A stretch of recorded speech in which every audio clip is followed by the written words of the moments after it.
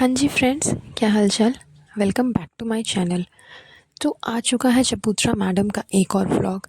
Sorry, एक नहीं बल्कि दो दो व्लॉग चबूतरा ने अपलोड कर दिया है। साथ ही साथ मैडम ने भी काफ़ी दिनों के बाद व्लॉग अपलोड किया है। सारी चीज़ें डिस्कस की है कि क्या हुआ है नहीं हुआ है। तो मैडम के व्लॉग के बारे में तो खैर बाद में चर्चा कर लेंगे। पहले डिस्कस कर लेते हैं चबूतरा के व्लॉग के बारे में। जैसा कि मैंने अपने लास्ट वाले पॉडकास्ट में भी कहा था ये चीज़ कि चबूतरा ने रिज़ा को टोटली अपने जैसा बना लिया है।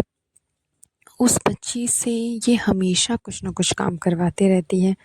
अपने सारे काम ये उससे करवाती है। एंड अभी इसके ब्लॉग में जो चीज़ देखने को मिली, उसके बाद तो लिटरली मुझे ये लगता है कि रिज़ा सच में इसकी नौकर बन चुकी है। उस लड़की को भी पता नहीं क्या दिमाग में चलते रहता है। उसे भी ये चीज़ लगता है कि मैं सालू आपी के आगे पीछे घूमूंगी तो मुझे सारी फैसिलिटीज़ मिलेगी, लग्जरियस लाइफ मिलेगा, जो चाहूँगी वो मिलेगा, मुझे किसी चीज़ की प्रॉब्लम नहीं होगी, कुछ भी फेस करना नहीं पड़ेगा। Comparing to Mauda, Mumbai and Mauda में काफ़ी फ़र्क है। तो उसे मौदा की लाइफस्टाइल बिल्कुल पसंद नहीं है। तो वो चाह रही है कि अगर वो चालू आपी की टोटली हर चीज़ मानेगी तो उसकी लाइफ़स्टाइल एकदम सेटल हो जाएगी, उसकी लाइफ ही सेटल हो जाएगी। इस वजह से उसे फ़र्क नहीं पड़ रहा कि क्या सही है, क्या गलत है, क्या करना चाहिए, क्या नहीं करना चाहिए। उसे कुछ फ़र्क नहीं पड़ रहा है। वो लिटरली इसकी नौकर बन चुकी है। जिस तरह से इसके ब्लॉग में देखने को मिला कि वो लड़की रिज़ा जो है, वो चबूतरा के चप्पल अपने हाथों से उठा करके उसे ला करके दे रही है कि लो तुम पहन लो। मतलब आप सोचो कि ऐसा कौन सा इंसान है जो अपनी छोटी बहन को अपने आगे पीछे अपने इशारे पे इतना ज़्यादा नचवाता है। एंड चबूतरा वो रेडी होकर के गाड़ी में बैठ गई है, वो रिज़ा की चप्पल पहन करके आ गई। एंड बाद में रिज़ा जब अपना चप्पल ढूंढ रही थी तो उसे जब नहीं मिला, तब वो जा कर के अपनी सालू आपी की चप्पलों को हाथों में उठा करके लेकर के आई। एंड फिर उन दोनों ने आपस में अपने अपने सैंडल्स जो है वो एक्सचेंज किए। लेकिन इस चीज़ को इसने व्लॉग में नहीं दिखाया। इसने व्लॉग में सिर्फ इतना ही दिखाया कि रिज़ा ने इसे चप्पल ला करके दिया। इसने रिज़ा के चप्पल उसको वापस किए नहीं किए, कैसे वापस किए, हाथों में दिए या फिर डायरेक्ट पैर में पहनाया, वो सब कुछ भी व्लॉग में नहीं दिखा। तो इस चीज़ से देखिए साफ समझ में आता है कि ये अधेड़ उम्र की औरत जिसकी आधी ज़िंदगी पार हो चुकी है, वो अपने आप को अभी भी ऐसा छोटा बच्चा, छोटी बच्ची प्रिटेंड करती है सबके सामने कि मुझे बिल्कुल भी सेंस नहीं है, मुझे बिल्कुल भी बुद्धि नहीं है, मेरे अंदर कुछ भी दिमाग नहीं है, मैं बिल्कुल छोटी सी नन्ही मुन्नी सी बच्ची हूँ, मुझे कुछ नहीं समझ आता, मैं अपनी सारी चीज़ें भूल जाती हूँ, मेरा गुटखा किंग सब चीज़ें उठा लेता है।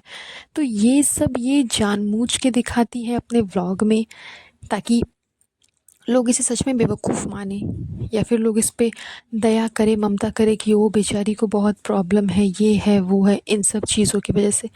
एंड इसके साथ साथ इसके व्लॉग में आज आज जा कर के मुझे ये चीज़ पता चली कि शायद रिज़ा को भी पीसीओडी की प्रॉब्लम है।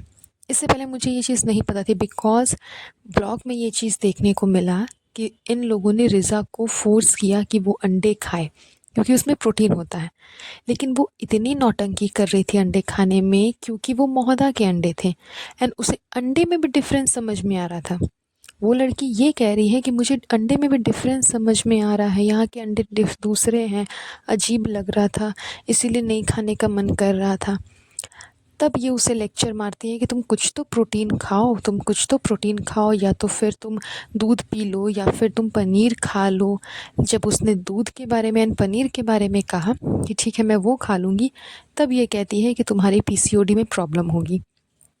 तब जाके मुझे ये चीज़ पता चली कि शायद रिज़ा को भी पीसीओडी की प्रॉब्लम है।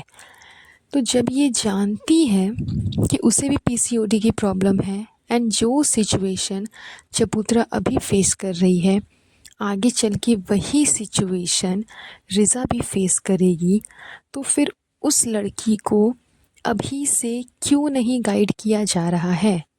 आप उसे अभी से क्यों नहीं हर चीज़ सिखा रहे हो? क्यों सारी फैसिलिटीज़ होने के बावजूद उसे वो फैसिलिटीज़ क्यों नहीं मिल रही है जिससे कि उसके हेल्थ पे असर हो, जिससे कि उसका हेल्थ सही हो जाए? आगे चल कर के उसे प्रॉब्लम ना हो, उसकी लाइफ़स्टाइल में किसी तरह के कोई कॉम्प्लिकेशंस ना आए। लेकिन मजाल है कि ये लोग ऐसा करेंगे।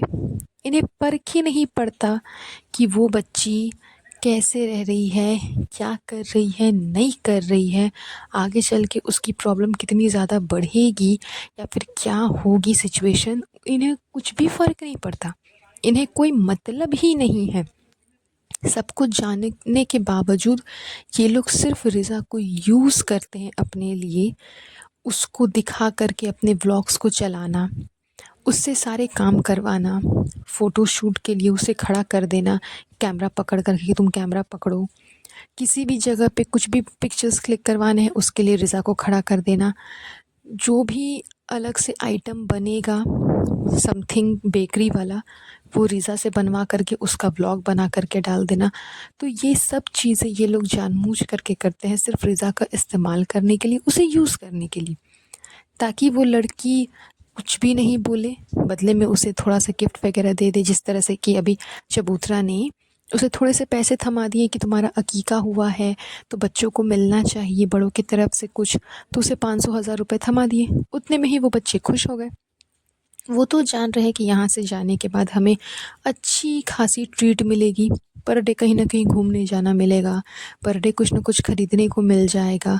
तो थोड़ा मोड़ा अगर हम काम कर देंगे तो क्या फ़र्क पड़ा है, उसके चप्पल उठा देंगे तो क्या फ़र्क पड़ेगा, उसके कपड़े सरिया देंगे, उसके वार्डरोब को सही कर देंगे तो क्या ही फ़र्क पड़ने वाला है। इन सब चक्कर में उन लोगों को ये समझ में नहीं आ रहा है कि वो अपनी हेल्थ पे ध्यान नहीं दे रहे। जो लोग, जो बच्चे अपनी दादी के, दादा के इंतकाल में नहीं आए, उनकी डेथ के टाइम पे नहीं आए, वो आज उनके 40वें में, 30वें में अपना अकीका कराने के लिए यहाँ पर आ गए। आप सोचो कि कितने ज़्यादा मतलबी है ये लोग, कि सिर्फ अपने आप से मतलब है कि जिस टाइम पे हमें मन करेगा, जिस टाइम पे हमें ज़रूरत पड़ेगी, जिस टाइम पे हमारा काम होगा, हम उस टाइम पे जाएंगे। बाद में हमारे फैमिली मेम्बर्स के साथ हमें कुछ भी हो जाए, हमें क्या ही फ़र्क पड़ता है। इस बार चबूतरा के व्लॉग में रिज़ा के ओरिजिनल जो फैमिली मेम्बर्स हैं वो सबको ही दिखे। आज से पहले किसी को नहीं पता कि उसके बड़े पापा कौन है, उसकी बड़ी मम्मी कौन है, अंकल कौन है, आंटी कौन है, कौन कौन रिलेटिव है, कौन कौन उसके घर पे है, किसी को उनका चेहरा नहीं दिखा व्लॉग्स में। लेकिन इस बार देखने को मिला, क्योंकि इस बार इनकी खुद की इच्छा थी वहाँ जाना, एंड वो भी पहले से प्री प्लान था, बिकॉज चबूतरा को अपना जिम जो है वो एब्सेंट करना था। कोई ना कोई तो बहाना होना चाहिए ना जिम नहीं जाने का। अभी तक तो जिम जा रही थी कंटिन्यूअस, ताकि इसके बॉडी पे कुछ असर हो। लेकिन फाइनली जब इसे समझ में आ गया कि अब कोई ऑप्शन नहीं बचता है इस चीज़ को कवर अप करने के लिए, कि अब मुझे जिम नहीं जाना, जिम से भागना है, तो इसने ये प्लान बनाया कि अब हम मौदा चले जाते हैं। मुंबई में रहेंगे तो ज़ाहिर सी बात है जिम जाना पड़ेगा, मुंबई से बाहर चले जाते हैं तो फिर नहीं जाना पड़ेगा। ये सोच कर के चबूतरा ने अच्छा खासा प्लान बनाया, और हमेशा की तरह इस बार भी बच्चों को मोहरा बनाया। बच्चों को मोहरा बना करके उसने अपना काम निकाला, एंड बच्चे भी उसकी बातों में आसानी से आ जाते हैं, क्योंकि वो लोग तो है ही उसके पपेट्स, जैसा वो बोलती है वैसा वो करते हैं।